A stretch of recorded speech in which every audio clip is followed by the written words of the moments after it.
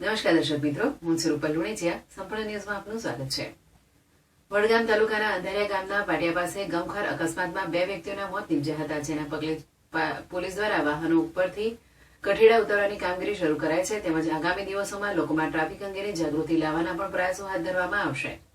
વડગામ તાલુકાના અંધારિયા ગામના પાટિયા પાસે રવિવારે વહેલી સવારે મજૂરી અર્થે નીકળેલા યુવાનોની જીપ પલટી ખાતા જીપમાં સવાર 2 મુસાફરોના કમકમાટીભર્યા મોત થયા હતા. તેમજ 10 થી વધુ મુસાફરોને ઈજાઓ થઈ હતી, જેથી આ અંગેની ફરિયાદ વડગામ પોલીસ સ્ટેશનમાં નોંધાયા બાદ સોમવારે બનાસકાંઠા જિલ્લા ટ્રાફિક દ્વારા આ અંગે ટ્રાફિક નિયમનો ભંગ કરતા વાહન ચાલકો સામે લાલાક કરવામાં આવી છે.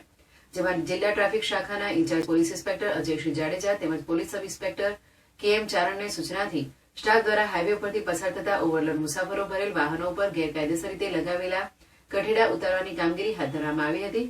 તેમજ આગામી સમયમાં આ પ્રકારની કોઈ દુર્ઘટના ન સર્જાય તે માટે દાંતા પંથકમાં ટ્રાફિક અંગેની જનજાગૃતિના કાર્યક્રમ કરવા જણાવ્યું હતું.